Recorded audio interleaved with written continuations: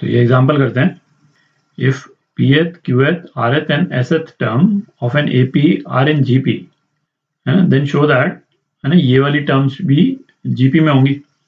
तो AP की ये जो टर्म्स हैं, है ना, इनको लिख लेते हैं पहले। तो pth टर्म ये क्या हो जाएगी, a plus p minus 1d, और qth टर्म हो गई आपकी a plus q minus 1d, और rth टर्म हो गई a plus r minus 1d, और sth टर्म क्या हो गई, a plus s minus 1d, है ना। ये 4 टर्म्स हो गई। इन टर्म्स को ऐसा करते हैं, एक, है ना, लाइन में लिख लेते हैं, एक के नीचे एक की जगह, ताकि स्पेस बच जाएगी थोड़ी। तो ये AP की 4 टर्म्स हैं, और क्या दे रखा है कि ये चारों टर्म GP में भी हैं। तो चारों टर्म GP में है, इसका मतलब क्या निकला कि, है ना, कॉमन रेशियो होगा इन चारों टर्म्स के बीच में। तो इसका मतलब a plus q minus 1d upon a plus p minus 1d, ये कॉमन रेशियो है ना। सेकेंड टर्म को फर्स्ट टर्म से डिवाइड कर दिया, ये कॉमन रेशियो है, ठीक। और इसी तरह से हम यदि थर्ड और सेकेंड टर्म को भी डिवाइड कर दें, a plus r minus 1d upon a plus q minus 1d, ठीक है। और इसी तरह से, है ना, ये भी r के बराबर होगा। और इसी तरह से फोर्थ और थर्ड टर्म का भी लिख सकते हैं अपन, upon a plus r minus 1d, ठीक है। और ये कॉमन रेशियो के बराबर होगा। अच्छा, अब देखें, अपने को जिन टर्म्स को GP में शो करना है वो क्या टर्म्स हैं, p माइनस q आ रहा है इसमें, q माइनस r और r माइनस s। तो इन एक्सप्रेशंस में अपने को ये एक्सप्रेशंस लाने बेसिकली, है ना, p minus q, q minus r, r minus s। तो ऐसे केस में अपन क्या करते हैं, जैसे इस तरह के जब रेशियोज हैं, है ना, दोनों साइड से 1 माइनस कर दें, दोनों साइड से 1 माइनस कर दें, तो आप देखें q माइनस p वाली टर्म आ जाएगी, है ना। अभी मैं फर्स्ट 2 टर्म्स ले रहा हूँ केवल, थर्ड टर्म नहीं ले रहा हूँ। तो ये क्या आ जाएगा, q minus p d upon a plus p minus 1d आ गया। और यहाँ पे क्या आ गया, r minus q d upon a plus q minus 1d आ गया, ठीक है। और इसी तरह से इस वाले टर्म में भी मैं यदि -1 कर दूं, तो इस वाले टर्म को भी सीधा ही लिख सकते हैं, है ना। अपन चाहते तो अलग अलग भी लिख सकते थे, बट यहीं पे कर लेते हैं इसको, s minus R D upon a plus r minus S D, ठीक है। अच्छा, ये d जो है ये कैंसिल आउट हो गया। तो ऐसा करते हैं, ये जो फर्स्ट 2 टर्म्स हैं इनको अपन रीअरेंज कर देते हैं। तो क्या लिख सकते हैं, r minus Q upon q minus P, और ये किसके बराबर है, a plus q minus 1d upon a plus p minus 1d, ठीक है। अच्छा, और ये जो है, ये जो एक्सप्रेशन है राइट हैंड साइड में, ये किसके बराबर है, ये राइट हैंड साइड का एक्सप्रेशन जो है ये r के बराबर है, ठीक है। तो ये किसके बराबर हो गया, ये r के बराबर हो गया। तो r minus Q upon q minus P जो है वो r के बराबर हो गया।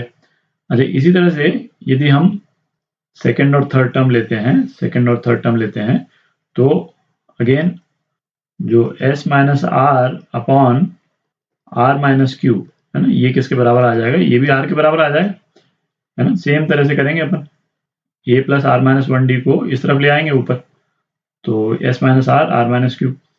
तो ये वाले जो टर्म्स जो दे रखे हैं, है ना, ये p माइनस क्यू है, यहाँ पे q माइनस पी है, यहाँ पे q माइनस r है, यहाँ r माइनस क्यू है। तो हर एक में इसका ऑर्डर रिवर्स्ड है, ठीक है।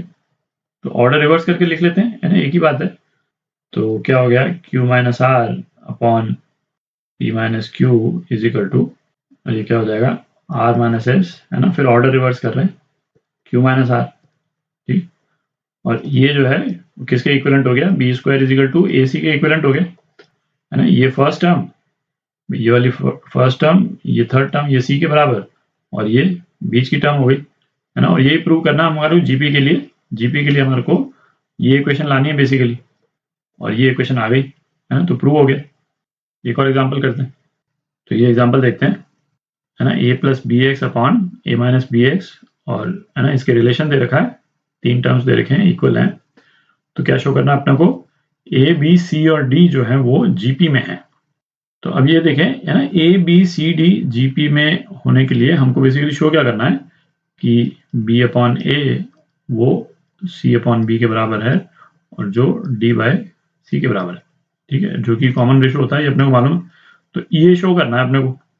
अच्छा, रिलेशन अपने को क्या दे रखा है, A plus B x upon a minus B x is equal to b plus C X upon b minus C X और is equal to c plus D X upon c minus D x. ठीक, अच्छा इस तरह के expressions में ये अपन अब कई बार कर चुके हैं कि जो रेशोज होते हैं, है ना, दो टर्म्स के रेशो जिसमें से एक टर्म यदि अपने को हटानी हो, है ना, और इस तरह का एक्सप्रेशन हो तो अपन क्या करते हैं, है ना, न्यूमरेटर को या तो +1 कर देंगे या -1 कर देंगे।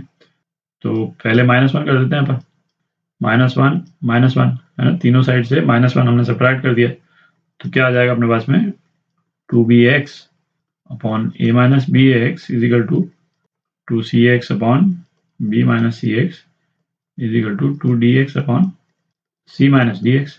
ठीक है, एक इक्वेशन तो ये आ गई। अच्छा अब क्या, यदि -1 किया तो a जो है वो कैंसिल आउट हो गया। अच्छा यदि +1 कर देंगे तो ये bx cx dx वाली टर्म है ना, वो कैंसिल आउट हो जाएंगी।